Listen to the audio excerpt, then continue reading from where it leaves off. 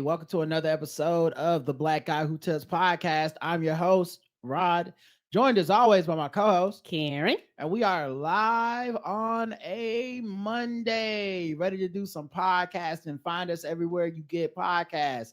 The official weapon of the show is Phone chair. an unofficial sport, Bullet ball. a bullet ball extreme.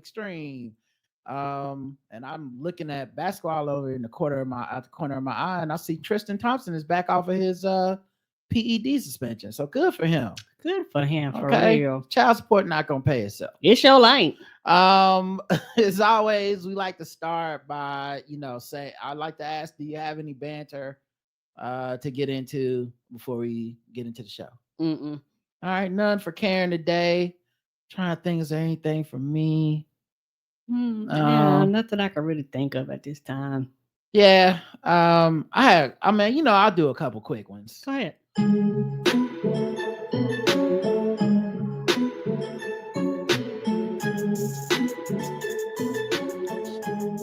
Psycho music.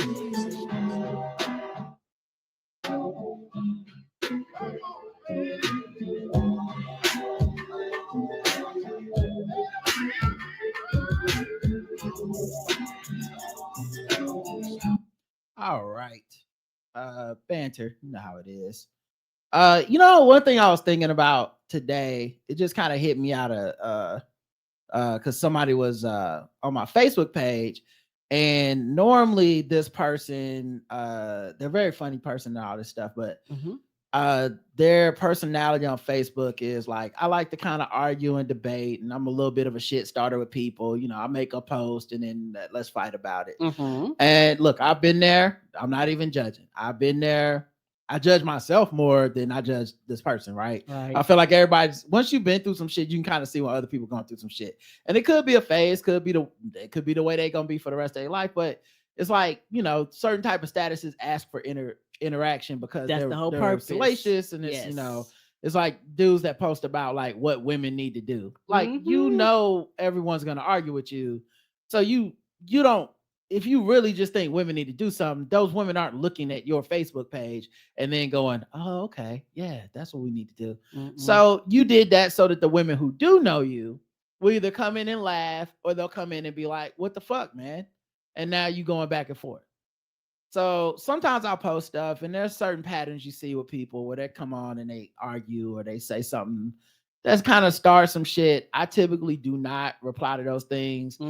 Other people on the post will sometimes reply to it, and that's their right. I try not to encourage or discourage the discourse. But I'm trying to be just above that kind of shit where it's like, all right, you disagree or you thought, let me just say something controversial. If I can't make a joke out of it, I normally don't reply. Like someone said something the other day about how like, well, maybe Elon Musk meant this. And I replied back like, that's mighty good of you to come in and make sure that everybody understands and gives Elon Musk a fair chance.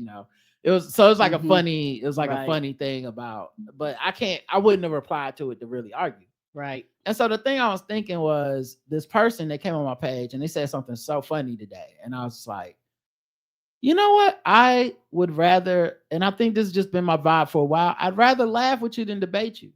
Any day. That's always been my motto. I don't want to argue with you. That's not a, shutting down conversation thing. That's not a shutting down disagreement thing. Because we can. But some people, debate is fun and it's what they like to do. And if it's natural and it just happens in the course of discussion, it happens. I'm not a person that runs from it, but I don't like artificially debating anybody any more than anything else. Like I didn't sign up to be first take on my social media accounts and stuff. So it just made me think about that, man. I'd rather laugh with you than debate you. And agreed. And it's also, one of those things, like you say, it's different if we're just talking and it just naturally go into, oh, well, I agree, I disagree. And we could just kind of just talk about it, have a civil conversation. Because I think disagreeing with somebody doesn't have to be a drag out thing. It doesn't always have to be a get to the point where the fuck you did. It don't have to be like that. The internet makes it feel like anytime somebody does something that you don't like, or something that you don't 100% agree with, you have to go and tell them how you just don't feel right, and you have to go and prove your point when nobody's asking for that most of the time, you know. And I don't argue for argument's sake. Like, I have never been like that. If you want to piss me off, argue for me for argument's sake. You're wasting my fucking time. Yeah, I don't like the devil's advocate stuff and all that, but it just made me think, like, I even with my friends, I prefer to joke with you. I prefer to have fun with you. That's more fun to me. Building something. It's harder to build something and tear it apart. Of course. Another thing I was thinking is sometimes on YouTube now, I like to go and watch idiots in cars. That has been fun. Yes. Idiots in Cars is just a series of videos of just watching people do dumb shit in cars. Some of it is wrecks and stuff. Some of it's just cutting someone off in traffic. And it's all these people who have dash cams in their cars. And so they upload the videos to like Facebook and all this stuff, and they share it, and there's like a whole community, and all this stuff is happening. And I always find it kind of funny that when the dash cammer, they call themselves cammers. Oh, I didn't know they had names. Well, that's because you don't pay attention. It's on every video. It's like, my bad. The camera said this, and then they put the caption and stuff, right? Okay. But it's on there. But when they say, sometimes they talk because they know the camera's recording sound, and sometimes they're so performative. And every once in a while, I think they're the one that's in the wrong. Like, not that the other person didn't fuck up. Obviously, they fuck up.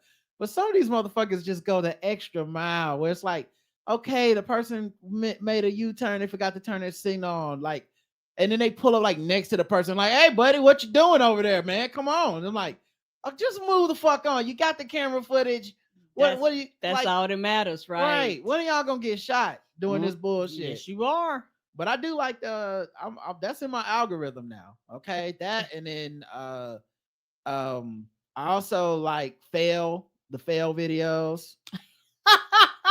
Yes, those are funny. Sometimes the way it is, you don't see it coming, and sometimes you be looking like, "Woo, child, you almost died." I'm a big fan of hood memes. Try not to laugh. That's another series. What's that? Where it's just, we watched it. It's just like Vines and TikToks and people making funny jokes, and each one gets more funny and stuff.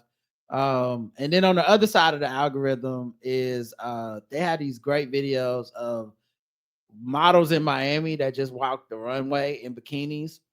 Top notch. Whoever's doing the Lord's work, making sure that is archived, okay, for posterity's sake. Thank you. I appreciate you, and your work is not going in vain. I'll add a thumbs up whenever I see one in my For You page. It's like, congratulations.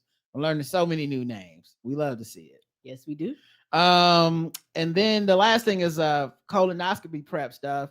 So I have to like I said, I have to watch my diet for the next couple of days. But what's so crazy is that it's everything that I was eating for my nutritionist is basically stuff I'm not allowed to eat right now for the next like 3 or 4 days. Right. And so I hit up the nutritionist to tell her, and she was like, yeah, don't worry about those things this week. We'll just meet next week. Right. Like, it ain't gonna be the end of the world. And I had already ordered a HelloFresh, but at the time I didn't know what was allowed and not allowed, because you have to order them like a week or two out from when you get them. Mm-hmm.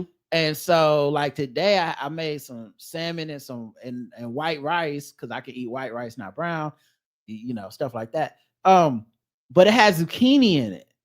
And so like, and I'm Googling everything. Like, can you eat zucchini when you're prepping? Right. And the answer is almost always no. Like, it's like, you can eat mashed potatoes with no skin. You can eat lima beans. There's not a lot of vegetables you can eat, period. Just like, they're like, broccoli, fuck the vegetables, mushrooms, like all that shit. It's like, no, don't fuck around with that. Oh, probably because the way it breaks up and digests through your body. Yeah, it's all like high carb. You can eat ice cream. You can like, and then I think the day of, you really just, it's just all water and stuff.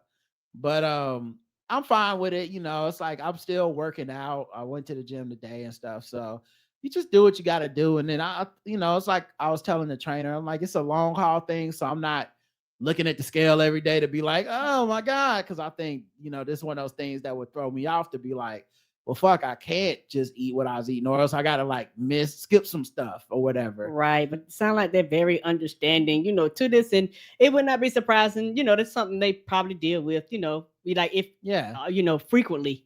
Yeah. And so anyway, I was just thinking about that when I threw that zucchini in the trash. I was like, right, just a waste of money. Cause but the zucchini is good for me. Yeah. So but yeah, that was it. That's all my banter. I don't really have a lot. And we can go ahead and get into the show after this next beat.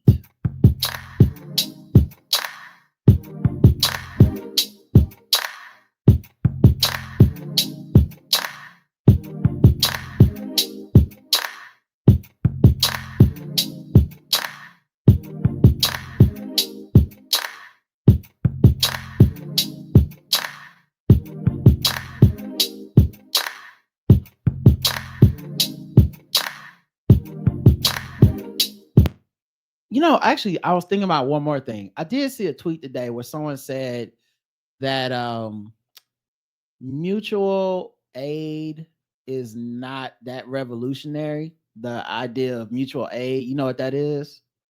Mutual aid is basically when a community says, like, we're going to take care of ourselves by kind of, if someone needs some help, you have more than you give to them. Yeah. And the person was like, most of the time it just ends up being charity, not really mutual aid. So that's not like revolutionary. Right. And people were like dunking on this shit the whole time. Like, no, it is revolutionary when done right, da da da.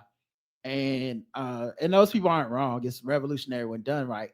But I think what that person's original point was really is that on the internet it's very rarely done right.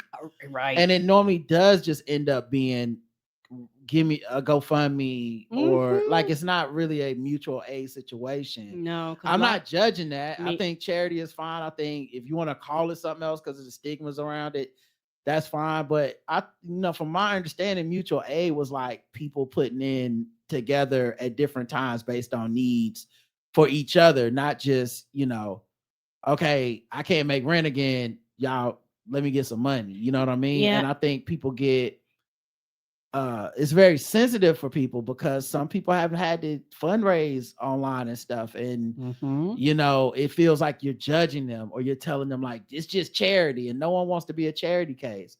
But if you need charity, you need charity. It's really not a pride thing for me. Yeah. I think a lot of people are shamed out of that for various different reasons. There are some people who consider when you get fired, that is a charity, but it's like, well, you put in on this. What do you mean? Like, when people lose their jobs and they have to go apply for unemployment. Okay, yeah. Okay. Some people consider that like a form of a charity because all of a sudden I have a need and I'm not a charity case, and it's almost like for some people they feel like it's a flaw within me, if that makes sense, when it's not a flaw within them. And people view this the same way, and also maybe this is the way I view it when it comes to the community. What you call a community. Mutual aid. For the thing for mutual aid, maybe just the way I viewed it, a lot of times it's real life, in-person, non-internet shit. It's like, this is a community, somebody's need help, we'll all chip together and we'll help each other out. Some of them might have some forms of bartering system, like somebody has grows vegetables. I have too much vegetables, I give it to my neighbor. Shit like that. That and the internet are two different things. And I think that's what I'm getting at is people were dunking on this person, but I think they were specifically talking about the way shit works in the internet. Because mutual aid typically in community, which I think the internet can give a illusion of community sometimes. Sometimes it's community, sometimes it's not. Agreed. And because it's not physical for a lot of people, people kind of can be weird and opt out, or like if we're doing community aid on my block, you can't mute the block. No, you can't. If like one of us is Sean King, the community can shut that shit down and be like, every week this guy's doing this and that. he's saying it's mutual aid, but it's really like no one's seeing anything. We're not getting anything out of this. This is not, but in mutual aid situations, the way it's supposed to work is that people give services sometimes. And so like maybe you have the money, but as you said earlier, I have the garden. So I give you the plants. Or maybe you have the garden. I would like some of your vegetables. I come and work in your garden.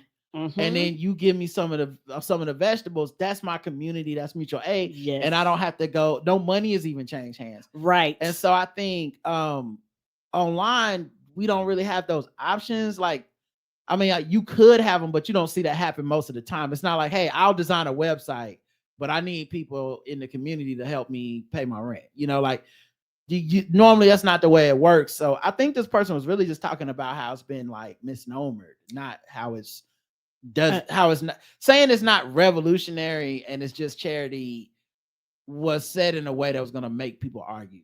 Yeah, but I understood their point if I'm being good faith about it.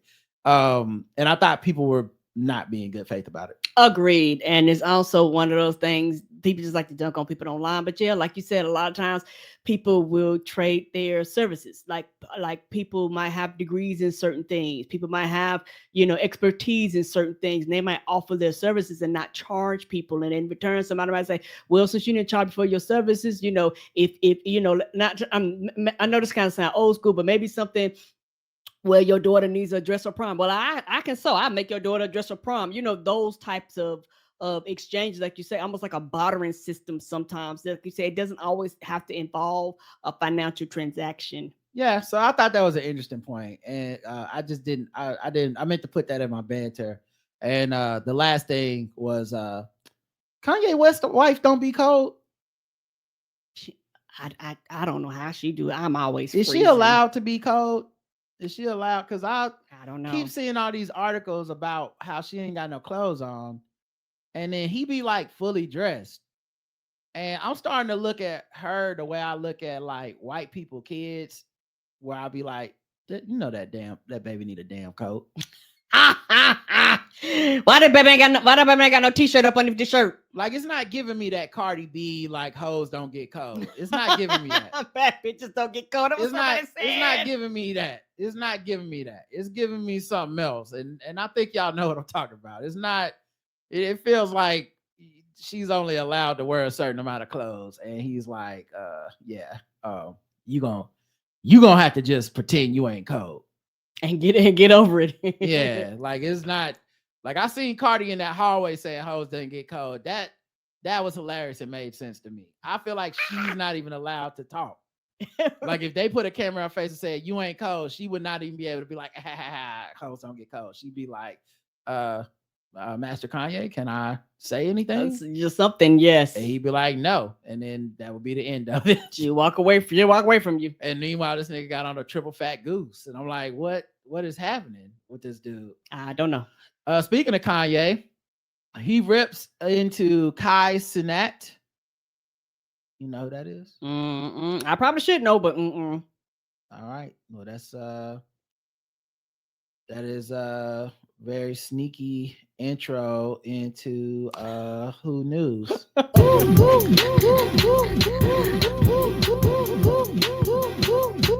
News.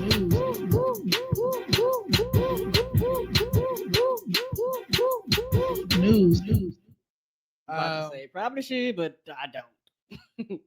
Kai Cenat is a streamer. He's the one that went to Times Square, was going to give away PS5s. It caused a huge fucking shutdown. It was chaos. Okay, that one where he ended up getting in trouble because they was like, dog, you can't do this and how all these people show up and shut the block down. He's this guy. And he's been talking bad about Kanye's clothes and how they don't fit and how they whack and stuff.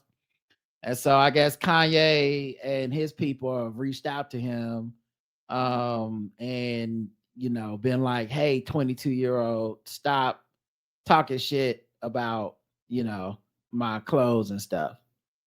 Kanye, 46, fired back while the stream was still going on, retorting via direct message on Instagram. Don't make no jokes about my clothes when you ain't saying nothing about what Adidas is doing.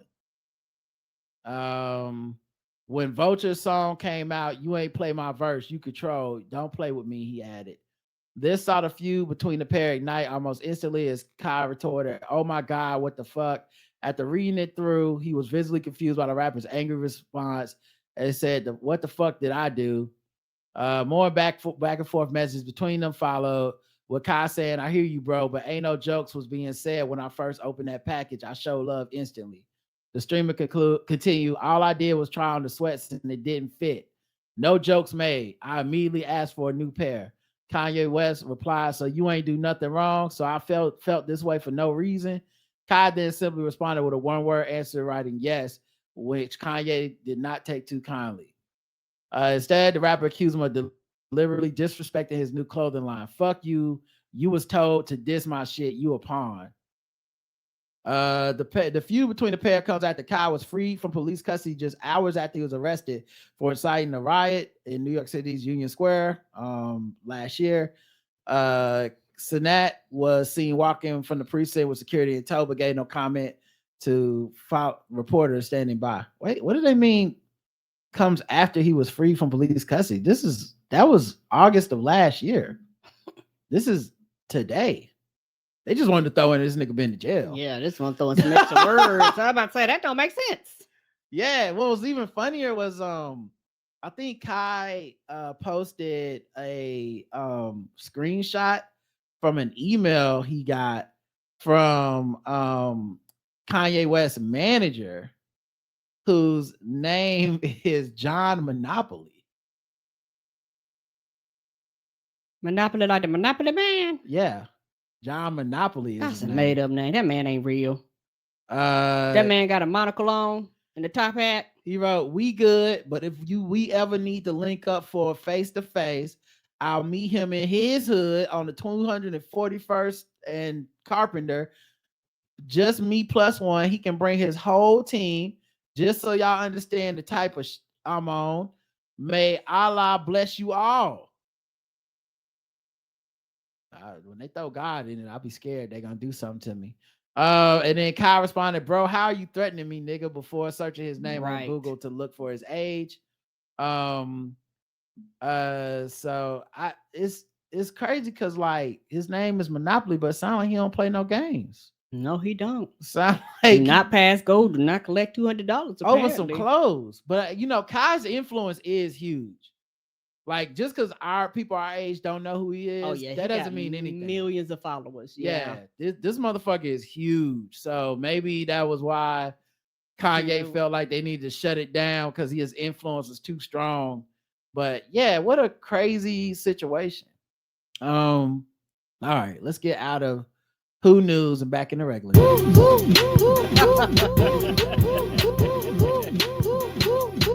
News.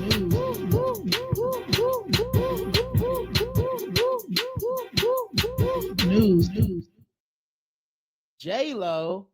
I know who that is. She canceled 7 tour dates amid low ticket sales. J-Lo, more like sales low. Okay. She must have got larger venues than the tickets were selling. This is her highly anticipated first North American tour in 5 years. It was set to support her latest album called This Is Me, ... Now. Alongside his 2 companion films, the cancellations affect concerts scheduled between August 20th and 31st in cities including Cleveland, Nashville, Raleigh, Atlanta, Tampa Bay, New Orleans, and Houston. So she just canceled them all. Yeah, she was like, I'm not going to waste my time. These updates were made on Ticketmaster, where the Cleveland and Houston dates were notably absent, having been part of the original tour announcement February 24th, but subsequently removed. A glance at Ticketmaster's seating charts for the tour shows a significant number of tickets remain available, which says a lot too, because this is in the day and age of those bots that buy up all the tickets just to resell them and drive up the price. If they weren't able to do that, whether it be through Ticketmaster actually regulating it, which I'm doubtful that's what happened, right? Or just people, didn't want to buy the tickets. Yeah, and maybe it's just me. You kind of coming at the right now. Put it like this: right now, it's kind of a weird time because you have a lot of people that spent a lot of money to see Beyonce. They spent a lot of money to see Taylor Swift. Like people have been out touring for a while, and so it might be something where people go, "Yeah, I'm not spending no money to go see you." I've already spent my money on different things. Because people don't have unlimited budgets, and like literally everybody and their mama decided to go on tour last year, beginning of this year, and you're just having to pick a time where people go, I am concert out. But it also depends on who you are. People will find the money if they want to go bad enough. Yeah, I can't tell if it's just she ain't got that kind of pull. That's a possibility too. Because I think people maybe even see her more as a movie star now and not entertainer. I can see that. Not a musical act. And I wonder, since I know she had the Amazon movie. I know she dropped the album, but it's not like I've been seeing a lot of buzz about it. I haven't. I didn't even know she put out an album. Well, yeah, it's very interesting because I feel like even if you hate Taylor Swift, you knew she putting out them goddamn albums. Yes, and you knew them people was going out and seeing them and making stadiums have earthquakes and shit. Like, there's no doubt that Taylor Swift is a star. Just because some black people don't like her don't make it not true, right? Not true. But J-Lo, I don't know, man. That was and like you say, it might be because when was the last time she even had an album? Like, I don't know how many years between her albums. I don't know. And it's not like, not trying funny, she consistently comes out with music to kind of keep her name in the zeitgeist. And so as far as singing, like acting is a different story. And then the other question I have is like that girl, I think I don't want to take her name. Give me a second, everybody. Let me just look it up so I don't have to be on Firestarter. Yeah, Tyler. That girl, Tyler, the South African girl who made that song Water. Make me sweat, make me hotter. It's a pretty song. I like that song. Yeah, she's like kind of young and up and coming and was huge on the internet and stuff, but she recently canceled some shows. Now people were saying, I think her people said it was like a health thing. But people were also saying her tour was not selling well. Yeah, and she said it was a long-standing injury that got worse over time. But I mean, maybe that's the truth. I don't want to say that she's lying, but yeah, people were like, yeah, but also the sales weren't good.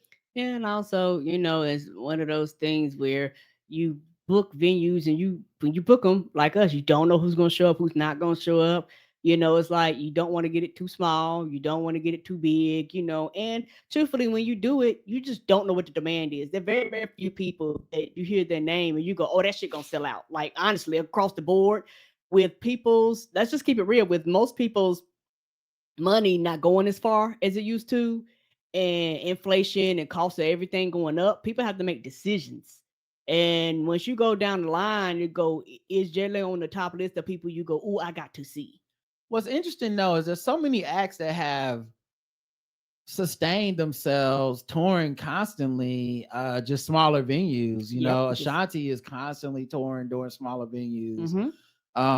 So I wonder if it's just like you couldn't sell out the venues you wanted or what. But anyway, right. I just thought it was interesting she canceled that shit. And yeah, I do wonder if this is gonna be something we see more.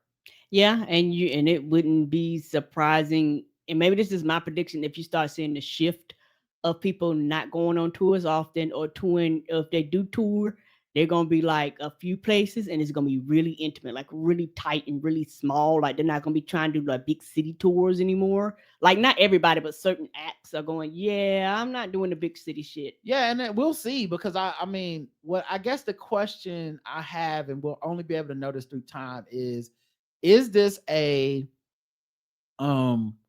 we don't want to see J-Lo, we don't want to see Tyler, or although that could be the injury, or is this a like, and we'll go see, is this, I'm wondering if this is like movies, if this is becoming I'll leave my house for Marvel, I'll leave my house for Dune, I will not leave my house for something that I used to leave my house for before the pandemic. I agree. That's what I'm wondering. You know what, and I could see that being possible because a lot of people now goes, hey, if I leave my house for Taylor Swift, if I leave my house for Beyonce, I know I'm getting a motherfucking show. Like, is the middle of the pack no longer existent the way that it is with so many things in America and in the world now? And I feel like people don't notice it because it's the middle of the pack. So we can always make an excuse for why the middle of the pack isn't doing well. It's like, oh, well, they're not that great anyway. Right. But even with us saying that, it's like, but you used to be able to be a big deal in the middle. Yes, like you could still tour and make a decent. You didn't living. need like album of the year to be a big deal. Right. Sometimes it used to be like, oh yeah, J-Lo's gonna do her hits and we just gonna go watch it. And now people might be like, man, I'm done with that shit.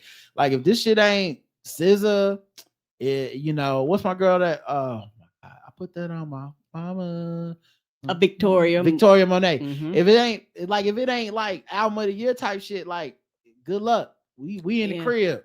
Yeah, and also not trying to find it similar to the movies. You know what people have? They bought them expensive ass TVs and shit like this. They was like, well, I'll watch your concert on Netflix or something like that. They was like, I'm not, going and dealing, with that. Or if you was at like a music festival, I watched that. But I feel like it's different for music than movies. Okay. In that way. I don't think it's because people are watching the concert at home and feeling like it's the same as a movie. I think you can make an argument going to a theater to watch a pre-recorded thing is the same as similar enough as watching a pre-recorded thing at your house. People go to concerts because they like being at a concert. I agree. And you can't recreate that in your house. No, even if you watch a concert film, it's still not the same. Nope. So that's a live performance thing, and I wonder if we're losing recipes there. That's all. That's a possibility. We'll see. We'll see within the next few years, if more people start doing this, announcing stuff and either cutting cities or changes to smaller venues. Psychological researchers in Finland have created an assessment to help measure an individual's commitment to principles of social justice and made some surprising findings across the Finnish population, including a negative correlation between progressive ideals and levels of happiness. Their findings, published in the Scandinavian Journal of Psychology, suggest other Western nations may see similar patterns among their socially conscious citizens. Study author Oskari Latinen, a senior researcher at the Invest Research Flagship Center at the University of Turku, remarked that the woke discourse has since worked its way into Finnish discourse. This debate was largely data-free, and it could thus be considered a worthwhile question to study how prevalent these attitudes are. No reliable and valid instrument existed prior to the study to assess the extent and prevalence of these attitudes in different populations, so I set out to develop one. And so they do this study. The research trajectory included extensive reading on intersectional feminism, critical race theory, queer theory, and other relevant academic disciplines that inform critical social justice. The pilot survey included 851 adult participants, so not a huge study, most of whom were associated with the University of Turku.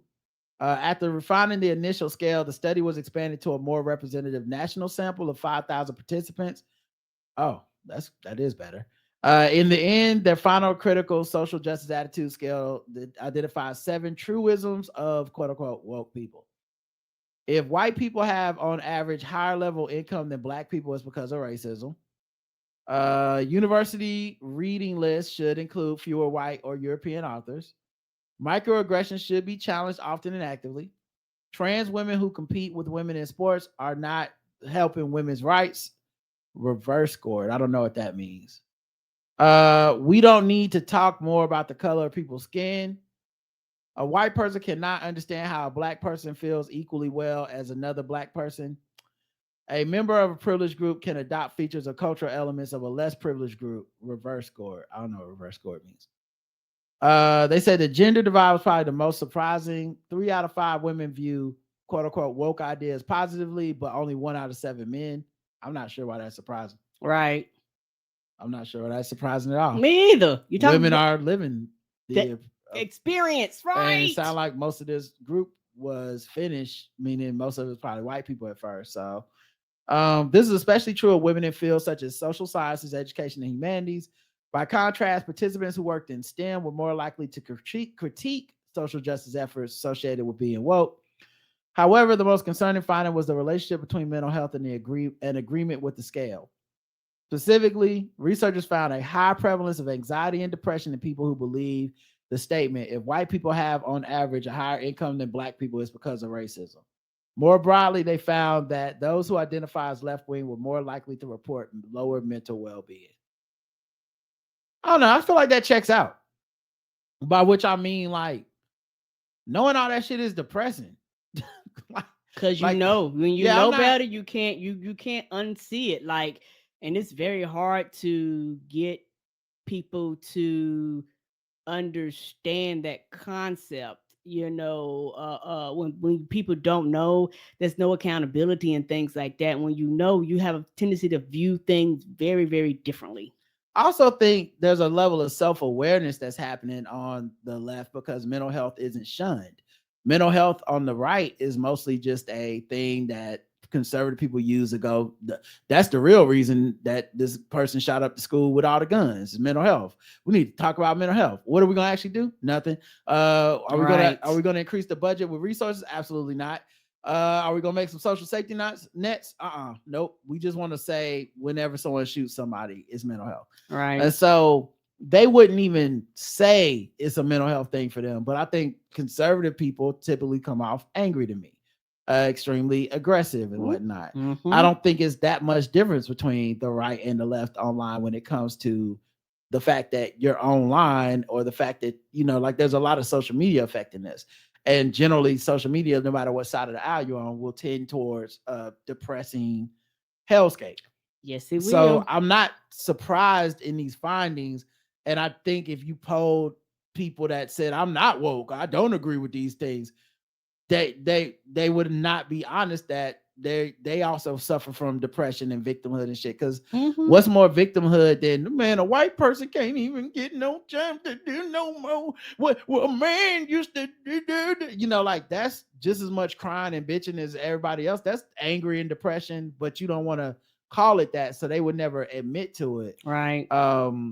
But yeah, I don't know. It doesn't ring hollow. The study feels a little, at least this article feels a little anti, like, this is some bullshit. Why y'all so woke? I maybe I'm projecting, but I was catching that in some of the comments in the articles. But yeah, I don't know. I think it does make sense. I always say social media is a depressed hive mind. It is. A lot of motherfuckers are depressed and angry and shit. Not unreasonably not that there's no reason to be, but just right. That is the place you give into it. And it's also the place where you learn about a lot of the shit. Yeah, you learn about people that you might not even know exist. You learn about your privilege, no matter what group you in. You could be black and still be privileged in some areas. Niggas don't want to hear that, but that's the truth. And keep in mind, the study did not take into account America at all. So America was not part of the study. At the end, they even encouraged, like, their American colleagues to maybe do a study similar to this in America. But I truly think you'll find the same thing. And also, those statements were written in a way that I found to be very leading. Yes, I agree. And since it's a study, they wrote it like, do you agree with this or not? Not a write down how you feel about white privilege. It was, do you think when white people make more money than black people, it's all because of privilege? Well, of course, that's not 100% anything. Nothing's 100% anything. Right. Period. So you're looking for a certain type of answer and then using that to be like, that's what woke people believe. So I think the study's a bit biased as well. I can see that. DirecTV is now giving subscribers a choice to cut local stations. I hear them because every time I turn on, we have a Uverse, which is basically DirecTV now. Yeah, because didn't they buy them or something? Something like that. I don't know. It's all fucked up. It's weird. I can't even go in and change my account and change my cable right now. I have to like make a call or some shit. I don't know how it works. Anyway, the point being, you have one of these cable channels. More than likely, y'all have dealt with it too. You turn to watch something, and it's just like a message on your screen, like, "Hey, we beefing with your local ABC affiliate. They fucking And kill me with you that. could go on the website and you can write them a letter and you can do this, but you ain't gonna get to watch the Bulls versus the Knicks if that's what you called in, if that's what you wanted to see. And then a month, a week of however long later, the channel's back for a while. Right, which was And pointless. then it's another channel a week later that's also doing it. And they bounce around. And what happens is that it's these major companies that are distributing like these channels who basically have these group deals and they are broadcasting your local news, your local whatever. And so what happens is they go, hey, we're beefing with Time Warner. We're shutting down this channel, all our channels. So if we're the local people that carry FX, ain't no FX. If we the local people that carry ABC, you ain't getting nothing on ABC, CBS, NBC, none of that. Right. So now DirecTV is offering a controversial opt-out choice where you can save $12 a month by saying I don't even want local channels. So basically about $144 a year you could save. And because we have so much streaming, Hulu, people that cut the cord, you could probably still get a lot of stuff through that. I don't know. I don't think the number's gonna add up when you think about it. I think it's gonna because if you pay for ABC, then you pay for NBC, the Peacock, and you pay that's more than $12 a month. Mm-hmm. But maybe if you're already paying for those things, and in addition to that, you're paying for cable, maybe it makes sense to those consumers. Yeah, it's gonna be a small percentage of people that will be like, okay, I'm cool with this. But for somebody like me, because I'm old, I like having my local stations. Like I like it because some of the Hornets games and shit come on, Panthers game come on the fucking local stations too. So when they fall out, all of a sudden I can't get the games, unless I pay for like the NFL package or the NBA TV. And you're like, oh, come on now, get y'all shit together. Because like I said, the thing that frustrates me, y'all gonna kiss and make up a month later. So why the fuck did you take it off in the first fucking place? You know what else? I mean, to get money, they get an increase. They negotiate the rate again, and then the cable goes up for everybody anyway. Right. But like the other thing too is that the streaming companies are definitely taking shots at cable. I mean, when it's like you can only watch this football game on Peacock. Right. That is a shot across the bow of cable because that used to be a thing where it's like, okay, look, it's not the local news that's really selling this channel. What's selling this channel is that y'all have NFL broadcast rights and NBA broadcast rights. And so that's when people really get mad is I wanted to watch this game and I can't. Well, they're going, yeah, even if you do pay us and we do negotiate a good, fair deal, we're going to still put some of this shit only on places that people got to have the internet and pay for to go see. So I don't know. It's a pretty interesting gambit that they're trying here. I don't think it'll work though. I think for most people, no. And it's very frustrating dealing because basically you're making a lot of shit a paywall. Like honestly, because everybody can't afford all the 45 different services, and people go, I just want to watch a fucking football game. Why my Thursday night game over here, my Monday night game over here, only game I get to watch is on Sundays, because y'all decided to put everything else behind a fucking paywall. And I'm old enough that I need my local news. Me too. I feel like, there's a certain age you reach where you be like, I need to know. I need to know what's happening. Who got murdered? Yes, you get familiar with the people. You get familiar with, yes, I will never give it up. I'm like, nope, need local news. Like, I feel like that news thing is different, but yeah, it's interesting seeing how all this shit is collapsing. Trump's lawyers say it's impossible for him to post bond covering $454 million civil fraud judgment. Broke. You ain't got it. Donald Trump's lawyers told a New York appellate court Monday that it's impossible for him to post a bond covering the full amount of $454 million civil fraud judgment while he appeals, suggesting the former president's legal losses have put him in a serious cash crunch. I'll just be wondering, do they be paying it? So I guess somehow some money is being done something if he ain't got it. Trump lawyer, if they lying, if they tell the truth. Yeah, Trump's be lying. Trump's lawyers wrote in the court that obtaining an appeal bond in the full amount of the judgment is not possible under the circumstances presented.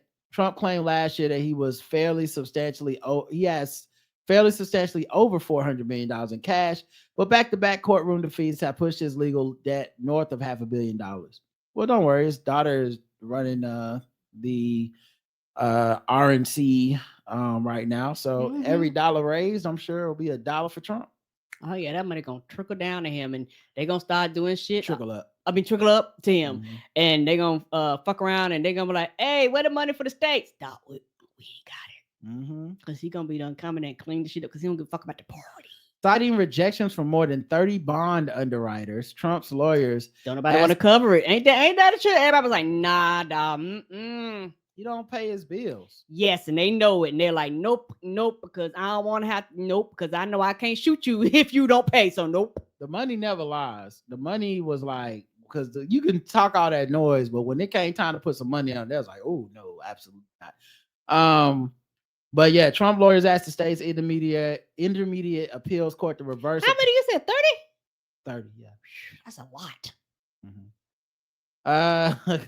They asked the state's intermediate appeals court to reverse a prior ruling requiring that he post a bond covering the full amount in order to halt enforcement while he appeals the judgment in New York Attorney General Letitia James' lawsuit. This is just one lawsuit.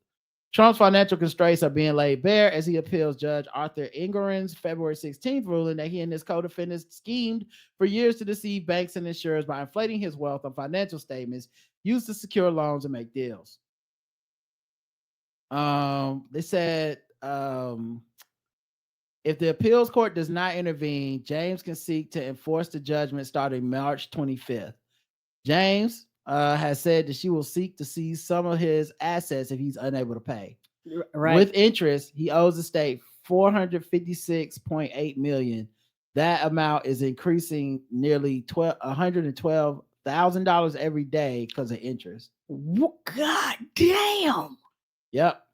Yeah, and it's one of them things, but they're like, we don't care, pay us. You're not going to not pay us.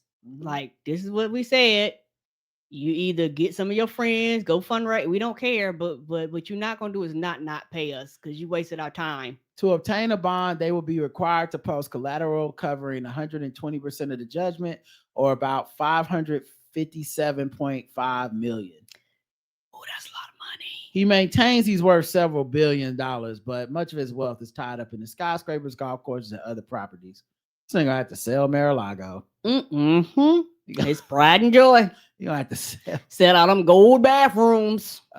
Few underwriters were willing to issue such a large bond, and none would accept Trump's real estate assets as collateral. Yeah, that's literally what you lost the case about. So yeah, they was like, "Hi, we don't even know if the shit even worth for what you say it's worth. We good." They just gonna be in court 5 years from now, like he lied to us too. Right. He said, forget what the ruling said. Mar-a-Lago worth $12 billion, and I believed him. All right, Chad. I'm like, no, and like you say, people are actually for the first time paying attention to him and some, because he never really paid bills, but people continue to do business with him. But I think with all this shit happening, people go, no, you're not tying my money. I'm not losing everything I got for you. I'm sure his people are still like his voters are still somehow finding a way that this is like, the Democrats, the conspiracy. But my thing is, the bond people deal with criminals all the time, and they just care about the money. Yep. They don't believe this man got the money. They do not. They don't think he could cover it. So, like, what's the excuse there? 30 of them. Which means you went down to like the bottom of the barrel. The people that could normally do shady shit, they was looking like, nah, dog. Like, I know I do business with everybody, but not you. He was calling Joker the Bell bondsman and shit. Come on. But he was there calling that dude just do that show with that mohawk. Him and his wife. Dog? Yes. Bounty hunter? Yes. And he was like, nah, dog, I just fucked up shit and I can't even cover you. Abortion funds at Olivia Rodrigo concerts no longer allowed to distribute contraceptives. Sexual health tools are seen as promiscuous. Organizers tell Variety after widespread media attention, local abortion funds were told Thursday afternoon they were no longer allowed to hand out free emergency birth control pills and other reproductive health resources at concerts. According to 3 sources at local abortion funds, that decision came from Rodrigo's team and was relayed over Slack by the National Network of Abortion Funds. which partnered with the pop star to set up booths at each of her North American tour stops. Jay Hurley, the communications manager for DC Abortion Fund, says the NNAF said Rodrigo's team preferred they no longer pass out lubrication, condoms, and Plan B because children are present at the concerts. The reality is that the youth have sex and youth need access to birth control and emergency contraception. Yes, they do. What we're doing is completely legal in all 50 states, she told Variety over the phone. No representative for Rodrigo, returned the call yet. Interesting, man. Interesting. Because, I mean, what did they think partnering with them was gonna be? Because I would have given her and her people a lot of credit for doing this. And I like when I first heard this story, I thought this was amazing. I was like, wow, Olivia Rodrigo, apparently a real one. Mm-hmm. But if her and her people shut it down and it's not even illegal, it's just y'all being like the kids. I don't know, man. That's wild. Yeah. It has to be more to the story. You can't Yeah. just like somebody somewhere has pressured you to shut this shit down. Like, because it doesn't make sense. Because guess what? Kids are everywhere. Kids be around when their parents take birth control pills, like pop pills. Like, you act like kids are just oblivious to birth control and contraceptives. Like, they just don't understand the concept. Kids are not stupid.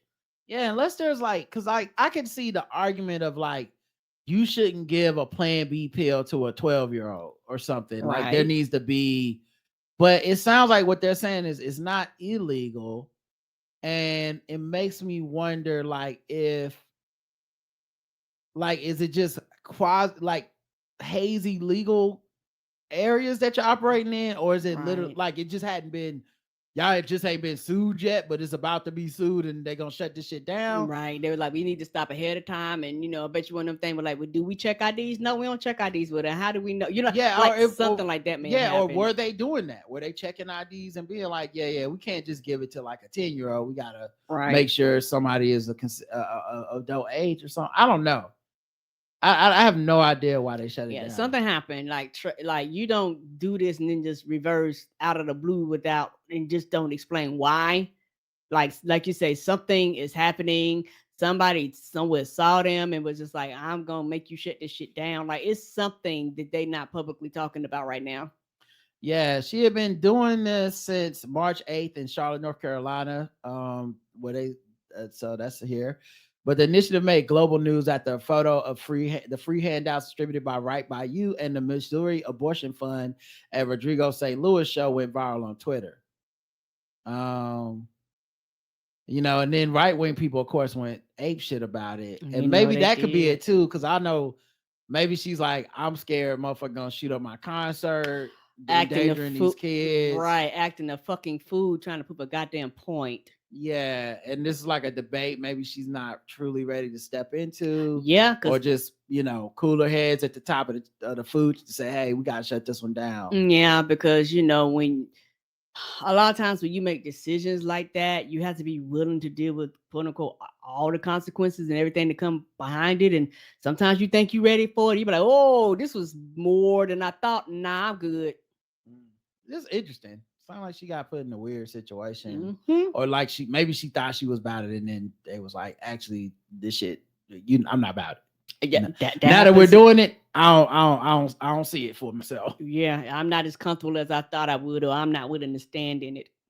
All right, let's move on to another segment. How about we do a little bit of fucking with black people?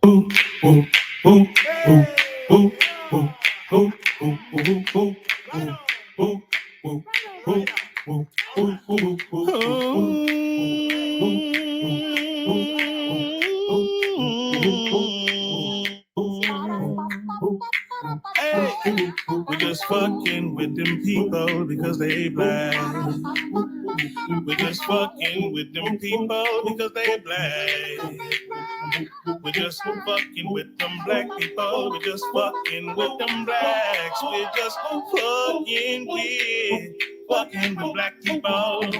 Hey, yay! I said, can you leave me alone? All I want to do is go home. I said, leave me alone. I wanna live another day long. I said, can you leave me alone? I wanna go home like you are. Columbia Records hit with a lawsuit following alleged discriminatory hiring practices against white people. They're being sued by the former executive assistant of Chief Executive Ron Perry. Last week, Patricia Paulino filed a lawsuit claiming she was compelled to resign after resisting hiring practices that reportedly favored Black applicants over white ones. Paulino says that she was told to only consider Black candidates because Perry aimed to enhance diversity representation. However, in a court submission on Wednesday, the company's attorney dismissed the allegations as contradictory and false. She alleges under New York State and New York City law that defendants both discriminated against her because they preferred white employees, but also constructively discharged her because she would not play along with their preference of non-white employees. In reality, plaintiff worked for Sony Music Entertainment for less than 5 months, performed poorly, and was a willing participant in the entirely legal hiring practices she now alleges were discriminatory. She then voluntarily resigned after receiving unfavorable performance feedback. She seeks now to harass her former employer and boss, who sought only to help her succeed in her job. They also argued that she was not effectively terminated. Rather, she voluntarily resigned following negative performance evaluations. The company asserted that Paulino filed the lawsuit as a means to harass her former employer and boss. I also wonder if it's, maybe it's conspiratorial for me to say this. Okay, I don't have any proof. Okay, so let me just start with that. But don't be out here like me now. Open your third eye. Open your third eye. Open your third eye.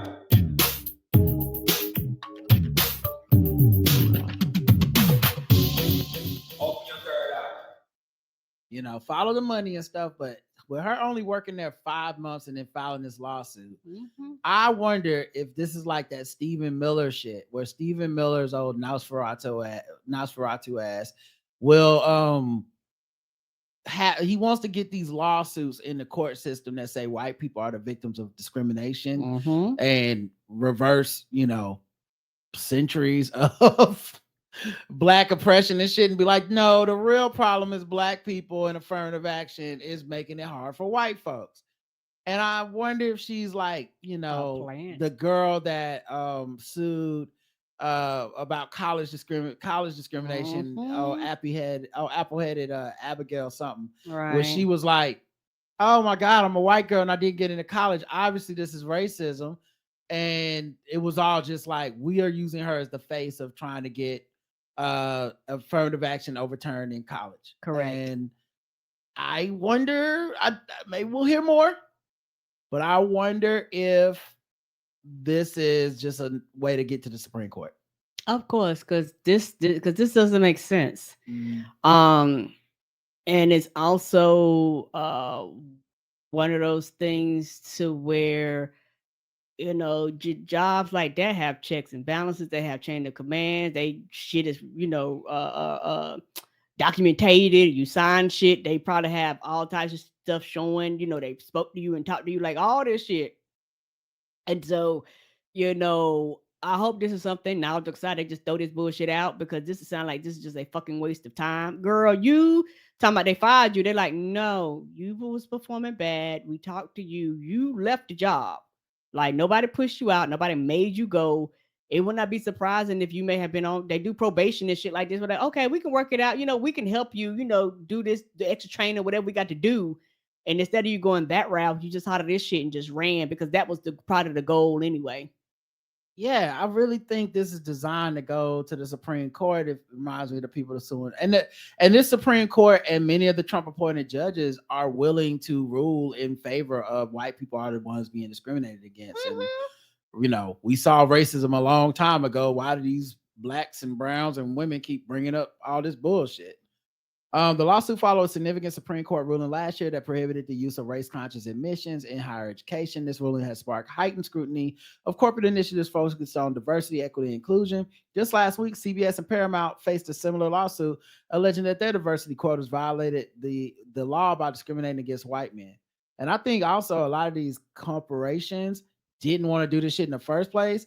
And just the idea of lawsuits is enough for them to be like, oh, we tapping out. We firing everybody. I think this is also is an excuse, and they weren't ever going to really fight for these changes. But part of it feels like, yeah, this is one of the reasons that they're like, yeah, we got to get rid of the diversity, equity, inclusion people we hire. Because I mean, you see these lawsuits, it's looking like we gonna get in trouble for discriminating against white people, and it's all bullshit. Yeah, it's all because you look at the statistics, you go, well, statistics say it's everything the opposite of the bullshit. But y'all, white people scared of white people. White people don't want to be accountable to white people and tell them y'all wrong. This is some bullshit. So everybody scours and gets scared and run away and shit like this, because at the end of the day, the cruelty is the point. So when you do this shit and the people up the chain don't dismiss it and be like, get this bullshit out my courtroom and all that stuff, it goes up. Then all of a sudden, you know what happens? Slowly but surely, women start trickling out of the workforce. Black people start brown. Next thing you know, it's going to be an all-white workforce, and you're going to have a lot of people losing their jobs, not being able to get jobs, because as far as you're concerned, the white people are the only people that deserve all of the goddamn jobs. Right. And I think that's always the understated part of this is, if we see anybody in a room that's not a white man, something's wrong with this room. Yeah. Because clearly the only qualified candidates for any job is white men. Correct. And no one else. And no one else. No one else. That's what we don't want no women in here. We don't want no black and browns in here. Obviously, if you got in here, you cheated to be in here. They do that for college. A lot of college students have to do with that. You were like, well, bitch, I have to know. Do you know how much I have to know to even whiff this room? The fuck you talking about? Donald Trump wanted to see President Obama's grades. Like, that's what the fuck. That's how racist these motherfuckers be. Right. All right, 0 to 100. Oh, Jakaris, fuck them. Yeah, I give it Jakaris as well. Hasn't been Muslim for more than a day. Sean King's immediate fundraising after converting to Islam raises eyebrows. Controversial activist Sean King announced that he converted to Islam at the start of Ramadan is being treated skeptically by some who are alleging the move was part of a push to raise money.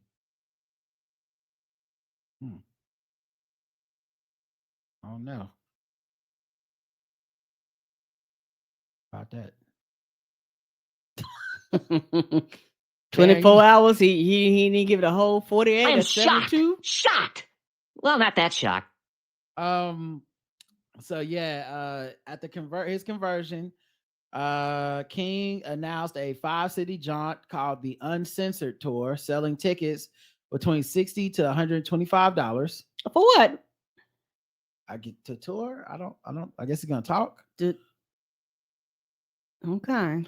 He and his wife converted to Islam at a mosque in Texas, after which he attributed his decision to Israel's war against Hamas, which has killed more than 30,000 Palestinians in Gaza. Oh man, that number just continues to go up. Yes, it does. I don't know what the fuck you're supposed to call that, other than what people are saying, which is genocide. Because it doesn't make sense. It's like y'all basically trying to eliminate a whole group of people, and it's not like when there seems to be no end, according to Bibi Netanyahu. Like, there's no amount of people that can die that will make him be like, and we're done. So I don't even know what happens from this point on.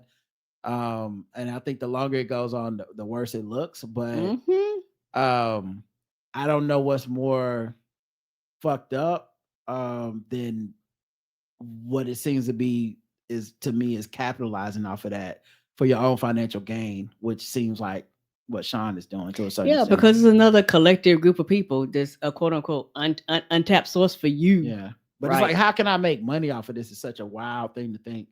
I don't know that I would be here today without the past 6 months of suffering and pain and trauma that we've seen in Gaza. So many men and women and families that have been welcomed me as their friend and have allowed me to walk with them through their grief and their pain, but also through their faith, strength, and resilience. He also launched a fundraiser to provide hot meals during Ramadan in Gaza with Sean King. People ain't never gonna get them meals. Sean King gonna be out there like that woman that the Trump people hired who didn't know what the fuck she was doing. They fuck around. They got a ham sandwich. He did it on a site called Launch Good. It has raised $900,000 of its $1.3 million goal. Woo! Told you that new source of money because people like that they skip around. You know, you start burning bridges, your money start drying up. You go to the next source. I feel like it's none of our money, by which I mean black people. I don't think we're the ones doing this, but I mean you have to give it to him. He gets to the bag. He will find a way to get there. His past fundraising efforts have been criticized, with reports questioning if the money he raised reached its intended recipients. The Daily Beast reported in 2022 he made a six-figure profit. So then, just the same thing we've already seen, where people have a lot of allegations, not anything criminal or like proof. A lot of smoke. Assumption is there's fire, and then. But no one's ever like busted him for this stuff. But yeah, he's already making money off of it. It's crazy to me. Less than 24 hours. That was me on the outside looking in. That was the whole point. Yeah, man. He's selling premium tickets day, like just for what? For who? That I'm Muslim. Give me some money.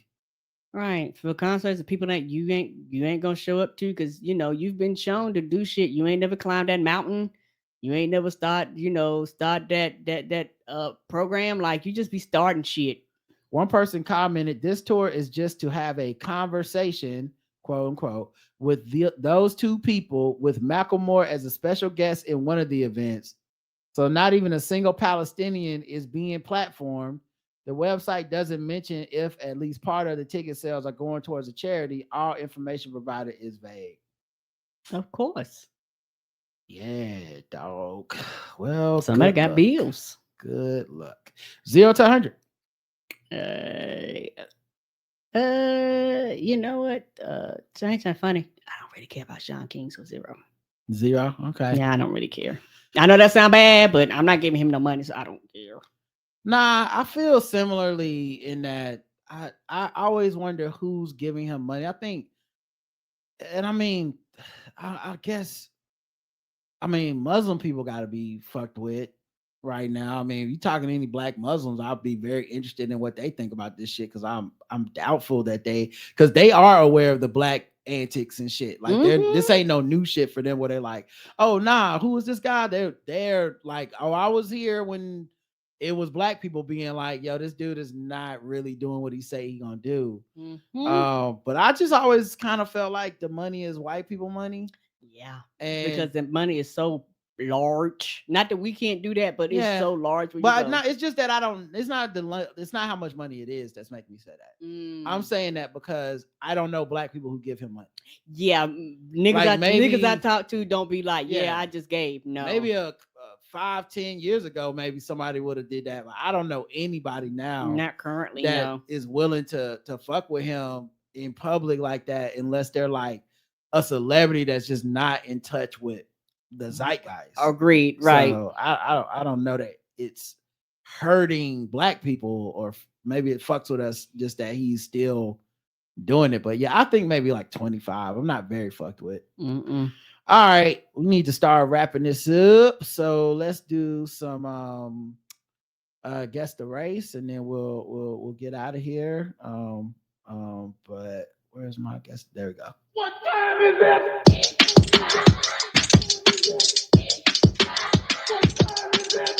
It's time to guess the race. It's time to guess the race. It's time to guess the race. It's time to guess the race. All right, guess the race time. You know what it is. Go around the globe, find different articles, guess the race of the people involved. Of course, Karen guesses, the chat room guesses. They're all racist, and they all play along.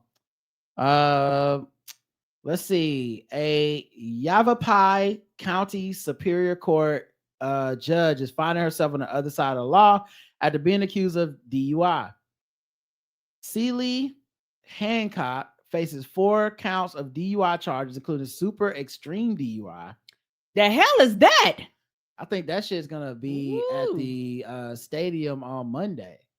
Super extreme DUI Monday. Oh my goodness. Is that hot in Super Saiyan? What is this? Brought to you by Red Bull. Ooh. Her power level's over 9,000. Ooh. Is it federal or you go to Super Extreme? What is this? After being arrested by Prescott police officers on Sunday, for reference, a blood alcohol level of 0.20 or above is classified as super extreme DUI. So 0.08 is the legal limit typically. 0.16 is double that. She went to 0.20. Oh, good God. Yeah. Could she even function? Probably not. Woo. Officers responded to a report of an intoxicated woman at the Safeway on SR 89 near Copper Basin Road about 4 p.m. 4 p.m. She was toasted at 4 p.m. My God. Child, call yourself an Uber and take your ass home. They arrived to find her sitting in her Toyota 4Runner in the grocery store parking lot. After a short time, Hancock left the parking lot and started driving on the street, and the officer pulled her over. Officer introduced himself, reportedly in a quick, and then she reportedly in a quick slurred speech responded with, I'm going back to Safeway to get my wallet. Documents also revealed the officer noticed her eyes were red, bloodshot, and watering. The officer then told her someone had reported her being drunk and stumbling inside the store. And she said, no, I was just trying to get my prescription. She was asked to turn off the car and what if she was drinking. After she was asked to get out the car, the officer asked her if she had any medical history that could affect her driving ability. She answered that she had a seizure disorder, but didn't clarify. She then stated that she was trying to pick up her seizure medication. Officers then conducted a field sobriety test, which suggested impairment, and a breathalyzer test, which measured 0.158. She requested an attorney. She was given 15 minutes to call a lawyer. They took her to the station, read her Miranda rights. Officers then went back into the room and read the implied consent affidavit. The arrest report says she took a moment before saying, sure, it does not matter. My career is already over. So at least she knew. She must have been sobering up around that. Mm-hmm. She had 2 additional breath samples taken at the police station. She had a 0.219 and then a 0.214. God damn. A blood draw was successful. The officers didn't take a urine sample because it caught the police station on fire. He probably couldn't even, they were like, ma'am, touch your nose. She touching everything but her nose. Hancock told officers she wouldn't answer any further questions without her lawyer. She was cited after processing. She was cited and released. So, all right, guess the race of Sealy Hancock. I'm gonna go Celie is white. All right, let's check the chat room.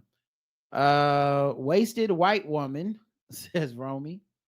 Let's see what else people got here. Give them a second. I'm sure it's a little delay. Boy, I found a new vocabulary word. What? Super extreme DUI. I didn't even know that shit existed. Released white, white and toasted. Black says yam. Still reserved black says Daryl. Got 2 blacks at the end. The correct answer is white.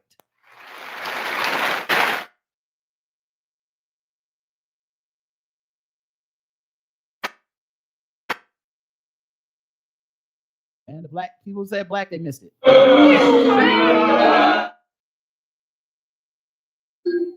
I would have gone black because the name Celie, because that do sound like an old black woman's name. But the way you were describing, I was like, no, this lady got to be white. Yeah, I mean, you were right. So you got it, Let's see what else we got here. How about a Massachusetts father who accidentally hired an undercover FBI agent to kill his wife pleads guilty. Oh no! What, trying to get it for a discount? Massimo Maringhi, 56, faces nearly a decade behind bars for his failed murder for hire case against his wife in 2021. Does that we getting a divorce, right? You hire somebody to kill me? I would imagine. Okay. Maringi was put on law enforcement's radar January 1st, 2021, when an unidentified individual reported he asked him to help in killing his wife after complaining she was filing a restraining order against him. Women can't live with them, can't hire anybody to kill them. Apparently not. Later on, the individual introduced Maringi to an undercover officer agent who posed as a contract killer and offered him $10,000 in cash to eliminate the problem.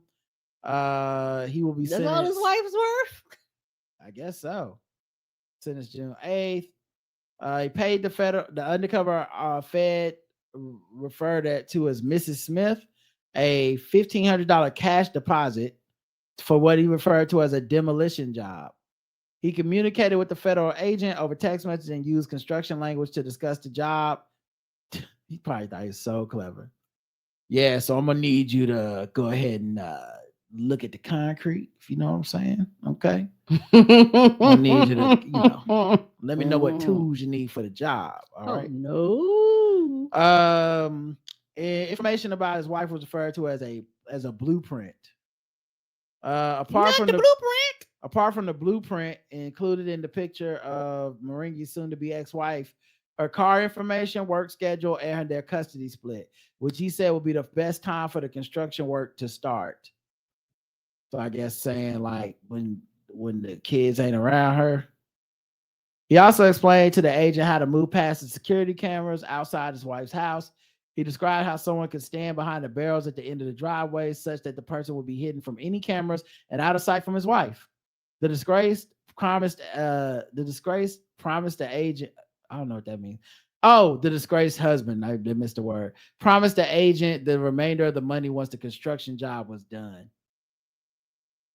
This motherfucker watched too much Sopranos. Mm-hmm. Aside from potentially spending a decade in, because it didn't save you, you're going straight to jail. It's not like the judge and the jury were like, I don't know, man.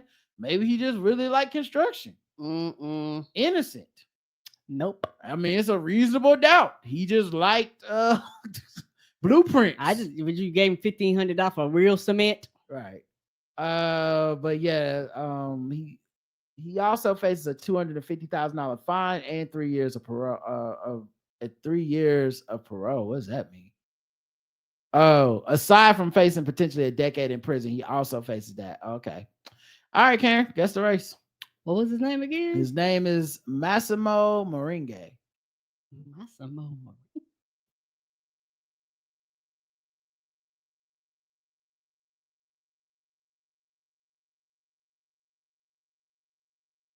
I'm gonna go black. Okay. Goomba or Italian spicy white. He got one of those fake Italian mustaches white. Can I spell the name? Yeah, it's Massimo, and the last name is Marenghi.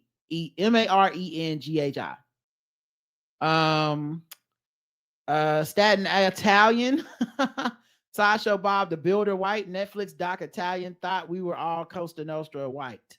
All right, the correct answer is Karen said black. He's white.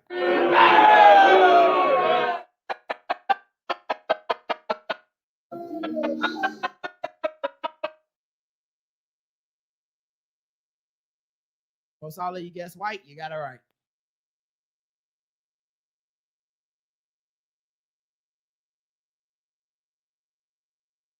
What a name.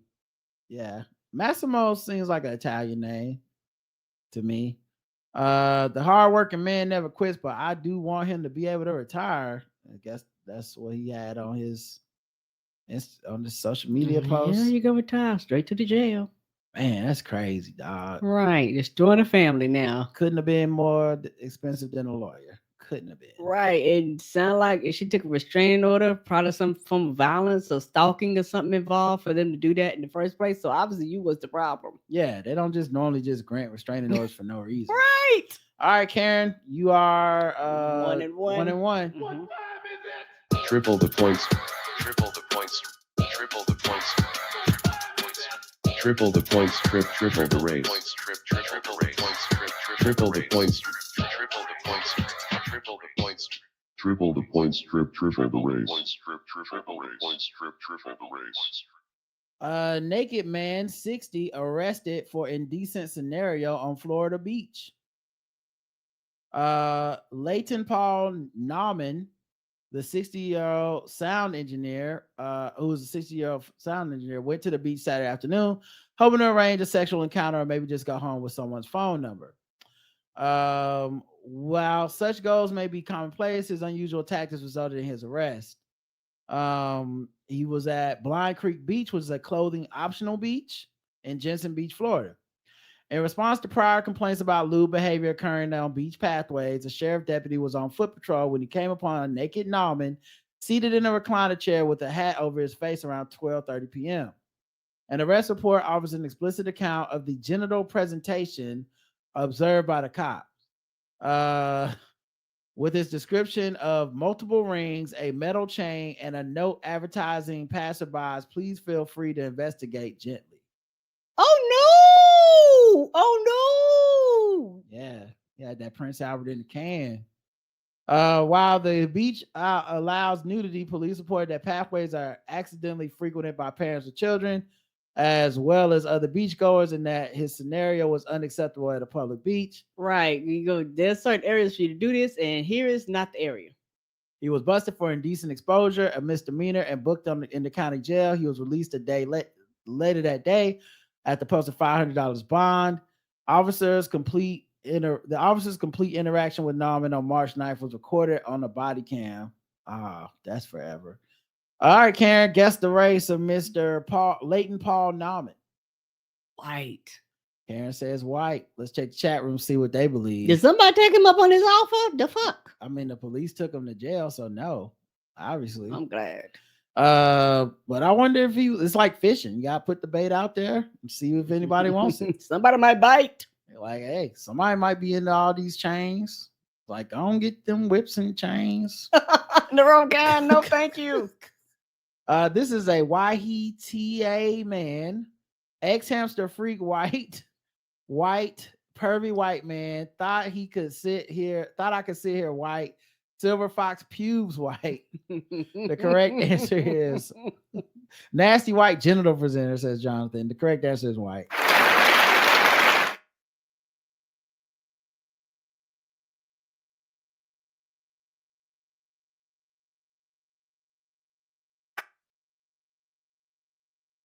The whips and chains trying to take you down.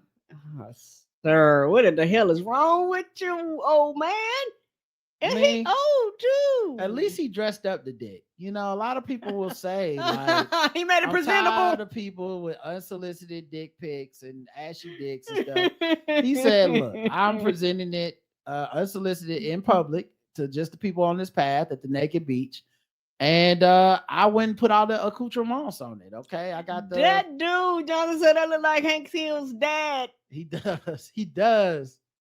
You got to accessorize the dick. Okay, maybe that's what the problem is. If y'all striking out, go to the beach, pull your dick out, make sure you have all the bells and whistles and tinsel on it. All right, last thing, sword ratchetness.